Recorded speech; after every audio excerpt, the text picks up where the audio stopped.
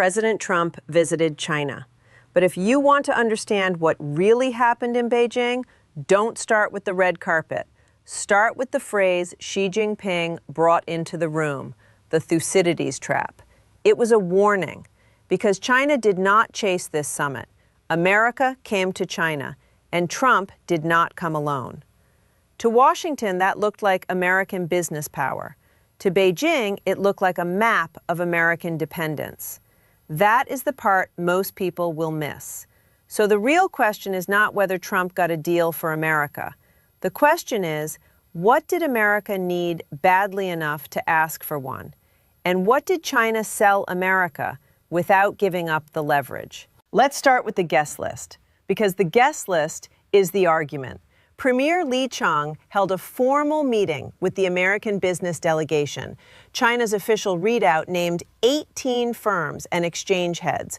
Reuters reported that the delegation was not assembled for optics. There was a condition for participation. Each company needed a tangible ask, a specific request that could be turned into a deal or a political opening. Trump himself said the goal was to ask Xi Jinping to open up China so these executives could work their magic. Now look at what each of those companies actually needed. Boeing needed Chinese orders. Its CEO, Kelly Ortberg, had already told Reuters that without the administration's political support, Boeing would not see any near-term large China orders. Boeing had not received a major Chinese aircraft purchase since 2017. Nvidia needed continued access. The AI chip giant was navigating export controls that had already cost it a $4.5 billion charge on its H2O products after Washington imposed new license requirements in 2025. Tesla needed Chinese regulatory approval for a broader rollout of its full self-driving system. It was also seeking export clearance for roughly $2.9 billion worth of solar panel equipment from Chinese suppliers. Apple came carrying a balance sheet that showed $64.4 billion in Greater China sales in fiscal 2025. That is not exposure at the margins. That is a structural dependency. Meta was dealing with an order from China's state economic planner to unwind a $2 billion plus acquisition of an AI startup. BlackRock faced Chinese scrutiny over a $23 billion ports deal.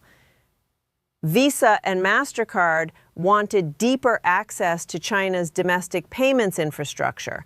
Citigroup wanted a wholly owned securities brokerage license. Illumina was still on China's unreliable entity list. Coherent was navigating Beijing's controls on indium, a material critical for high-performance optical chips. This was not a trade delegation.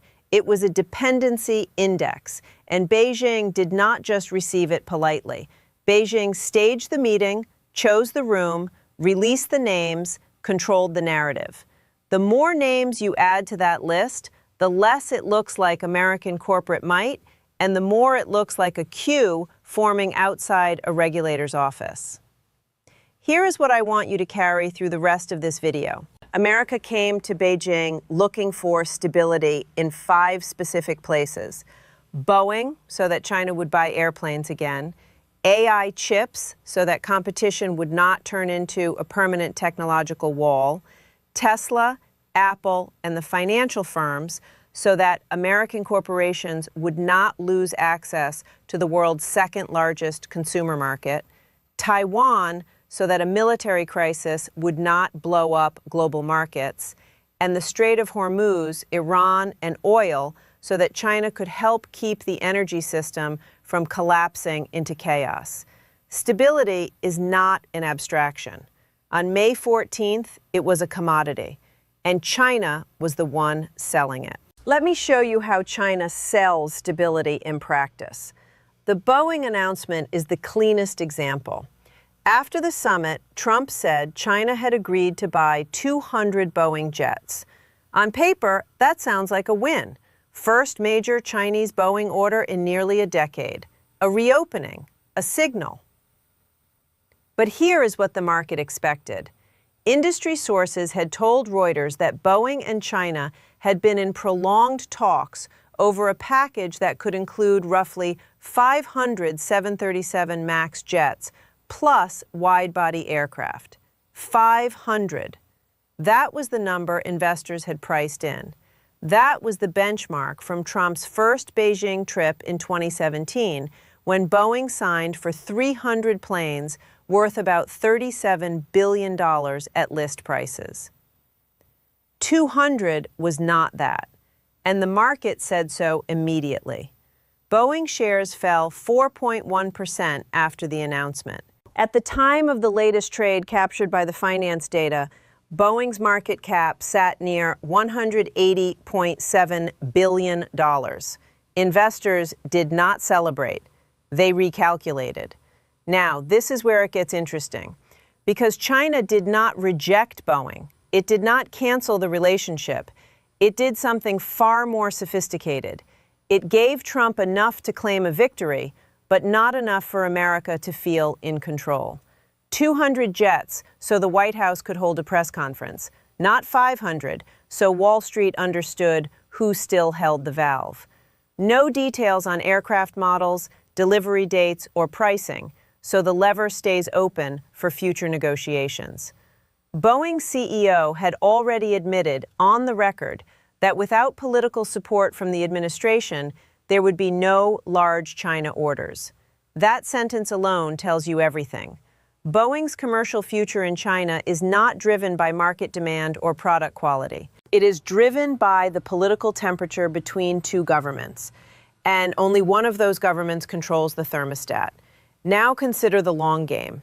Reuters reported that China is expected to need up to 9,000 new jetliners by 2045. 9,000.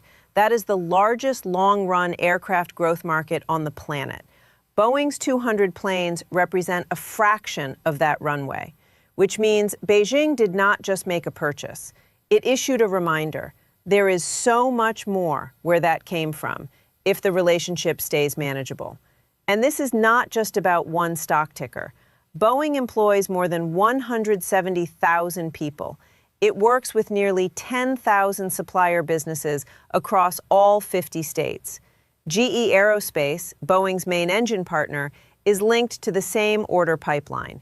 GE's CEO Larry Culp was spotted at China's National Development and Reform Commission headquarters right after the summit. So when Beijing opens or closes the Boeing tap, the vibration does not stay on Wall Street. It runs through factories, engine plants, parts suppliers, and employment figures from South Carolina to Washington State.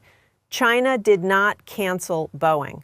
It did something more powerful. It gave Boeing hope, but kept the leverage. Now let's pull back from Boeing and look at the language, because what happened in Beijing was not just a set of business deals. It was a framing contest, and China won the framing. Xi Jinping's official readout said both leaders agreed to position the relationship as a constructive strategic stability relationship. That phrase was not an accident. It was repeated across Chinese official channels, reinforced by the foreign ministry, and embedded in every public document Beijing released after the summit. The foreign ministry spokesman said, China stands ready to expand cooperation, manage differences, and inject more stability and certainty into the turbulent world. Premier Li Qiang told the American executives that a stable and predictable trade relationship serves both countries and the world. He promised a stable and open policy environment so that foreign companies could plan for the future. Now compare that to what the American side said publicly. The White House posted event titles about a landmark summit with China. Trump talked about getting China to open up. Treasury Secretary Scott Bessent floated ideas for a board of trade and a board of investment. The American message was about transactions, deals, market access, openings. Do you see the asymmetry? Beijing was selling a framework. Washington was asking for items on a menu. One side defined the architecture of the conversation. The other side showed up with a list of requests. This is the heart of what I mean by China's quiet victory.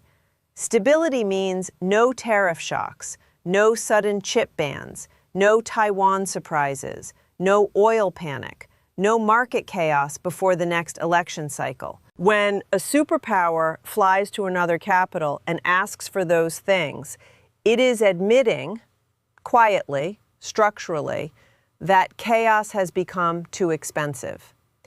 And here is the part nobody says out loud. China's leverage is not that it can destroy the American economy. It cannot. China's leverage is that it can make the American economy more volatile. And in an era where 62% of Americans own stock, where retirement assets total $49.1 trillion, where pension funds and college savings and 401k balances swing on headlines, volatility is not an abstraction. It is a political weapon. Beijing does not need to threaten. It needs only to withhold calm and then offer it back at a price. But here is the question the summit left unanswered. What is that price? And that brings us to the issue that was barely mentioned in public, but sat at the center of everything. While the media focused on CEOs and airplane orders, Xi Jinping put the real issue on the table: Taiwan. China's official readout called Taiwan the most important issue in the bilateral relationship. Xi warned that if the issue was mishandled, the two countries could be pushed into a very dangerous situation. And in the same breath, the readout said that handling Taiwan well is what preserves overall stability in the relationship. Read that again. Overall stability. The same stability that Boeing needs for airplane orders. The same stability that Nvidia needs for chip access. The same stability that Wall Street needs for earnings confidence. Xi linked all of it to Taiwan. Stability is the product. Taiwan is the price tag. Now, I want to be precise here. There is no verified evidence that Trump traded away Taiwan-related commitments in exchange for Boeing deals, oil cooperation, or corporate access. That is not what the evidence shows. What the evidence shows is subtler and in some ways more powerful. Reuters reported that the White House post-summit statement did not mention Taiwan publicly. Secretary of State Marco Rubio later said U.S. arms sales to Taiwan did not feature prominently in the meeting with Xi. Taiwan's own government said there were no surprises after the summit. Meanwhile, the United States had already approved a record $11.1 billion arms package for Taiwan in December 2025, the largest ever. So the commitment exists on paper, but on the stage in Beijing, it was invisible. This is what pressure looks like when it is working. China did not ask America to surrender Taiwan. It asked America to make Taiwan predictable. And behind all of this sits the semiconductor reality that makes Taiwan existential for both sides. The National Institute of Standards and Technology says TSMC manufactures over 90% of the world's leading-edge logic chips. The Commerce Department's own budget documents state that the United States is dependent on Taiwanese fabrication for cutting-edge semiconductors. TSMC's 2025 annual report shows that 3-nanometer technologies alone accounted for 24% of its wafer revenue. And even with the Arizona expansion underway, Taiwan remains central to its most advanced production lines. So here are the two numbers that define Taiwan's hidden role in this story. $11.1 billion in arms sales, over 90% of leading-edge chips. One is the cost of deterrence. The other is the cost of dependence, and both run through the same island. Taiwan is where two forms of American vulnerability overlap. Washington depends on Taiwan-based semiconductor capacity for the technologies that power its military, its AI infrastructure, and its consumer electronics. But any durable stability in the relationship with China requires Beijing to believe that Taiwan will be handled with extreme caution. The same crisis system contains both the tech choke point and the strategic red line. But Taiwan was not the only price on the table. The next part of the story takes us outside Asia entirely. This is the part of the summit that most commentators missed. Trump did not fly to Beijing just because of China. He flew to Beijing because he needed China as a player in a crisis that had nothing to do with the Pacific. The Strait of Hormuz, Iran, oil prices, inflation. Reuters reported before the visit that Trump was expected to ask Xi for help on Iran. U.S. Trade Representative Jamieson Greer said publicly that China wants the Strait of Hormuz open without restrictions and framed that as aligned with American interests. Here are the numbers. In 2024, the Strait of Hormuz carried about 20 million barrels per day of oil. That is roughly 20% of global petroleum liquids consumption. About 20% of global liquefied natural gas trade also moved through Hormuz, with 83% of those LNG flows going to Asian markets, China among the largest destinations. China bought more than 80% of Iran's shipped oil in 2025, averaging 1.38 million barrels per day of Iranian crude. Reuters reported that Iran had begun allowing transit for certain Chinese vessels under an understanding between Tehran and Beijing, and that a Chinese supertanker finally passed through Hormuz after diplomatic requests from the Chinese side. Meanwhile, Reuters reported a White House summary saying Xi expressed interest in buying more American oil to reduce China's reliance on the Hormuz choke point. China's imports of U.S. crude were 193,000 barrels per day in 2024, down from a peak of roughly 395,000 barrels per day in 2020. American crude cannot replace China's entire Middle Eastern supply, but it can function as a strategic diversification tool during a crisis. And the crisis was real. By April 2026, the Iran conflict and Hormuz disruptions had pushed Brent crude to an average of $117 a barrel, $46 above the February average. U.S. producer prices rose 1.4% in a single month, the biggest gain in 4 years, with gasoline up 15.6%. Inflation was climbing. Markets were nervous, and the midterm elections were approaching. Trump needed calm, and one of the few actors capable of influencing calm in the Strait of Hormuz was Xi Jinping. China did not need to control Iran to matter here. It mattered because it sat at the intersection of three things simultaneously.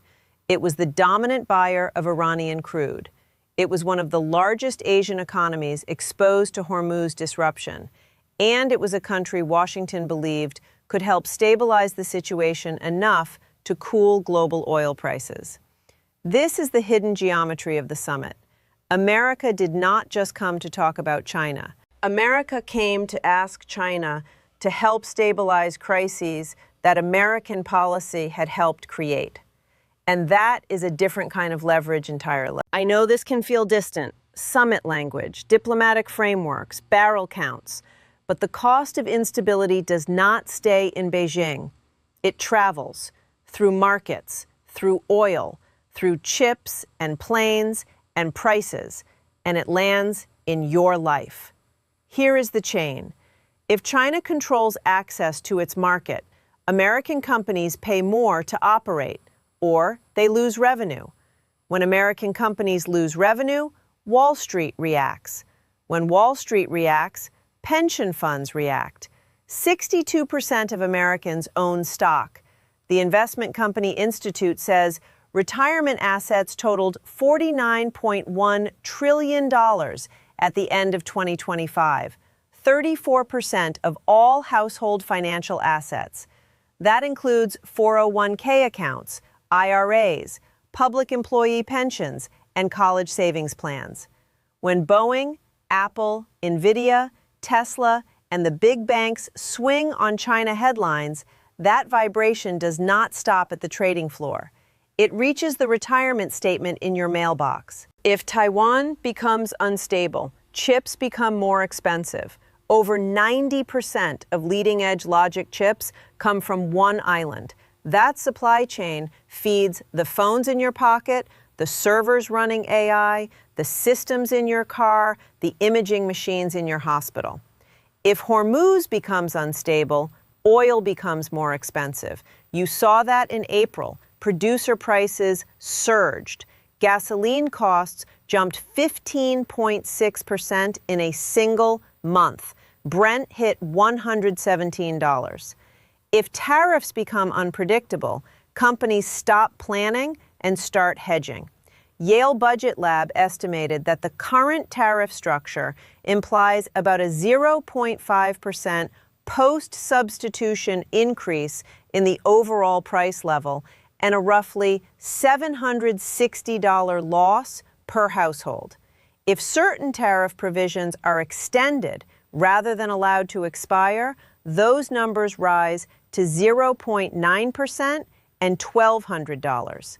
And hedging, let me be clear about this, is just another word for higher prices. When a company cannot predict its input costs 6 months out, it builds a cushion into every product. That cushion is what you pay at the register.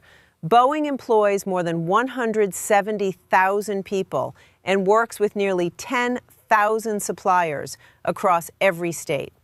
Apple generated $64.4 billion in Greater China sales last year. Nvidia took a $4.5 billion charge on China-related export restrictions. When access to the Chinese market tightens, it does not just hurt foreign offices in Shanghai. It cuts into American earnings, American hiring, American supplier demand, and American valuations. Stability is, in effect, an invisible consumer product. You experience it as fewer price spikes, steadier retirement balances, fuller factory order books, and less fear that the electronic supply chain or the shipping lanes are about to seize up. That is what was really being negotiated in Beijing. Let me leave you with this. America came to China for predictability. Predictability for Boeing, for Nvidia, for Tesla, for oil, for Iran, for Taiwan, for markets. The delegation looked like power. 18 firms, $13 trillion in combined market value. Red carpet, handshakes, ceremony. But look closer. Boeing got 200 jets when the market expected 500. The stock fell 4.1%. China's official language centered on constructive strategic stability, a framework Beijing designed. The American side talked about opening up markets, the language of a petitioner, not an architect. Xi put Taiwan on the table as the condition that preserves or destroys the entire relationship. Trump needed Xi on Hormuz and Iran because American inflation and American politics depended on energy calm that ran through Chinese interests. And the CEOs who walked behind the president were not there to celebrate. They were there because each one had a specific, documented ask that only Beijing could grant.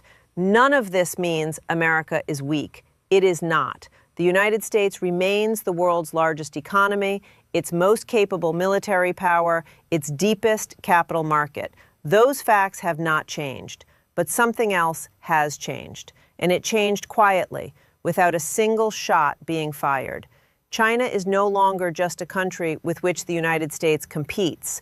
China has become a system without which the United States cannot fully stabilize its own strategy. Not its military strategy, not its trade strategy, its entire strategy. From airplane orders to chip access to oil diplomacy to the retirement accounts of ordinary Americans. China does not need to threaten. It only needs to control access. Access to consumers, access to manufacturing, access to rare earths, access to calm around Taiwan, access to oil diplomacy, access to AI chip revenue. America still has power, but China now controls the cost of using that power. So the question is, if both sides still need each other, but one side flew halfway around the world to ask, and the other side set the agenda, where exactly is the balance now?